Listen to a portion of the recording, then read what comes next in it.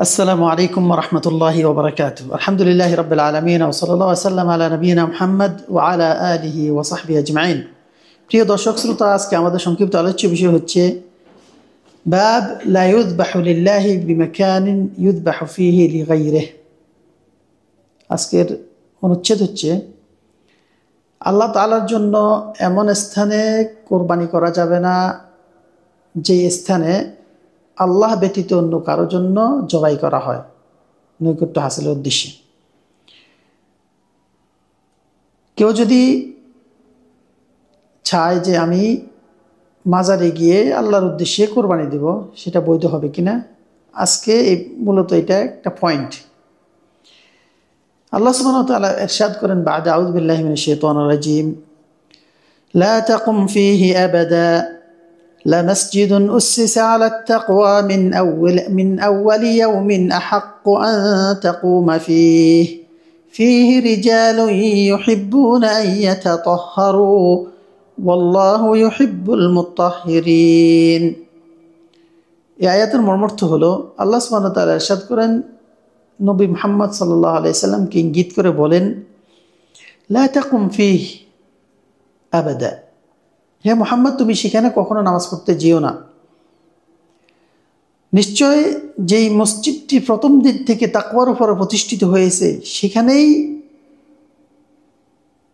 দণ্ডায়মান হওয়া তোমার অধিকার রয়েছে, বা সেখানেই দাঁড়ানো তোমার উচিত। কারণ সেখানে এমন কিছু সংখ্যক লোকজন, পুরুষজন রয়েছে যারা পবিত্রতা পছন্দ করে এবং আল্লাহ তাআলা পবিত্রতাকারীদেরকে পছন্দ করেন। পবিত্রতা যারা পছন্দ করে এবং যারা পবিত্র থাকে তাদেরকে আল্লাহ তাআলা পছন্দ করেন।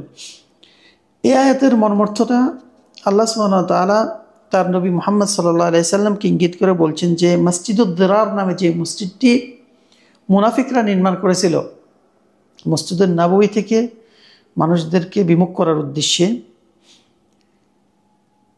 এবং মসজিদুন নববী না, মসজিদ কিবা থেকে মানুষকে অন্যমুখী করার উদ্দেশ্যে মুনাফিকরা একটি মসজিদ নির্মাণ করে। সেখানে সেই মসজিদে কুফরি এবং ইসলাম বিরোধী কর্মকাণ্ড তারা চালিয়ে যায় গোপনে, এবং তারা রাসূলুল্লাহ সাল্লাল্লাহু আলাইহি সাল্লামের নিকটে আরোপ করে যে ইয়া রাসূলুল্লাহ, আমাদের এই মসজিদে আপনি এসুন, নামাজ পড়ুন। এটাতে তাদের একটা যুক্তি হলো যে রাসূলুল্লাহ সাল্লাল্লাহু আলাইহি সাল্লাম যখন এটি মসজিদে নামাজ পড়তে আসবে, লোকজন যখন জানতে পারবে, তখন তাদের যে কর্মকাণ্ডটা সেটা বৈধতা তারা পেয়ে যাবে, এবং তাদের বাতিল চিন্তা চেতনা, কুফরি, সেগুলো আর ফুটাস হবে না। এজন্য রাসূলুল্লাহ সাল্লাল্লাহু আলাইহি সাল্লামের নিকটে তারা আবেদন করেন যে আপনি আমাদের মসজিদে এসে একদিন নামাজ পড়িয়ে যাবেন। রাসূলুল্লাহ সাল্লাল্লাহু আলাইহি সাল্লাম তাদেরকে সময় দিলেন যে ঠিক আছে, আমি আসব। কিন্তু তিনি সাল্লাল্লাহু আলাইহি সাল্লাম তাদের মাকসাদ জানতেন না, তাদের সম্পর্কে, তাদের অপকর্ম সম্পর্কে তিনি অবগত ছিলেন না। আল্লাহ সুবহানাহু ওয়া তাআলা তাকে নিষেধ করলেন। সেই মসজিদে যাওয়া হবে না, যেতে পারবে না, সেখানে গিয়ে নামাজ পড়বে না। এবং তিনি রাসূলুল্লাহ সাল্লাল্লাহু আলাইহি সাল্লামকে মসজিদে কিবা এতে নামাজ পড়ার অধিকার বেশি রয়েছে বলে উল্লেখ করেন, অথবা তার নিজের মসজিদ নববী নির্মাণ হওয়ার পর তিনি সেখানে নামাজ আদায় করলেন, এবং তিনি সাল্লাল্লাহু আলাইহি সাল্লাম আল্লাহ নিষিদ্ধ করার পর সেই মসজিদে দিরারে গিয়ে নামাজ পড়লেন না। কারণ সেটা মুনাফিকদের চক্রের মসজিদ ছিল, কুচক্র তাদের সেখানে বাস্তবায়ন করার জন্য সেই মসজিদটি তারা করেছিল। মুসলমানদের ভিতরে একটা ফাটল তৈরি করার চেষ্টা তাদের সেখানে বিদ্যমান ছিল। এবং আল্লাহ সুবহানাহু ওয়া তাআলা পরিশেষে এই যে মসজিদটি প্রথম দিনে নির্মাণ হলো তাকওয়ার উপরে, মসজিদে কিবা সম্পর্কে, সেখানে যারা নামাজ আদায় করে, সেখানে যারা মসজিদ আবাদ করেছে, তাদের সম্পর্কে, তাদের ঈমান সম্পর্কে, তাদের পবিত্রতা সম্পর্কে আল্লাহ তাআলা সেখানে একটা স্বীকৃতি দিয়ে বলছেন যে তারা পবিত্রতা পছন্দ করে এবং আল্লাহ তাআলা পবিত্র পছন্দ করেন। তো এখানে যে আয়াত থেকে আমরা যে বিষয়গুলো জানতে পারি সেটা হচ্ছে আল্লাহ সুবহানাহু ওয়া তাআলার জন্য যে ইবাদতগুলো করা হয় সেই ইবাদতগুলো ওই স্থানে করা যাবে না যে স্থানে গায়রুল্লাহর জন্য শিরক করা হয় আল্লাহর সাথে।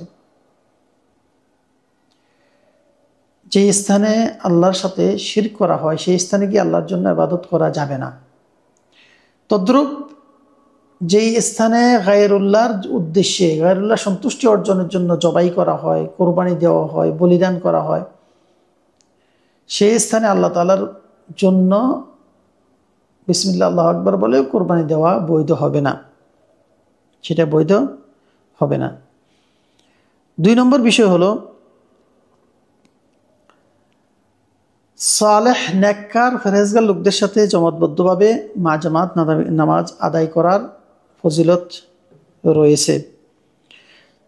3 নম্বর বিষয় আল্লাহ সুবহানাহু ওয়া তাআলার যে মহব্বত রয়েছে, আল্লাহ সুবহানাহু ওয়া তাআলা ভালোবাসেন, তিনি মহব্বত করেন, এটি তার একটি গুণ, সেটা আল্লাহর জন্য সাব্যস্ত করা।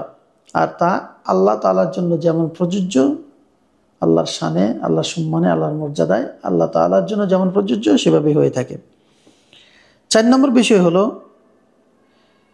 পবিত্রতা সম্পর্কে গুরুত্ব আরোপ করা হয়েছে এবং ওযু করার ক্ষেত্রে, পবিত্রতা অর্জন করার ক্ষেত্রে যেন সঠিকভাবে সেগুলা পালন করা হয় এবং সমস্ত অপবিত্রতা থেকে নিজেকে বিরত রাখার নির্দেশ রয়েছে। আল্লাহ তাআলার কাছে দোয়া করে আল্লাহ যেন আমাদের প্রত্যেকের জীবনকে পবিত্র করেন, আমাদের প্রত্যেককে গুনাহ খাতিয়া থেকে পরিত্রাণ দান করেন, পবিত্র করেন।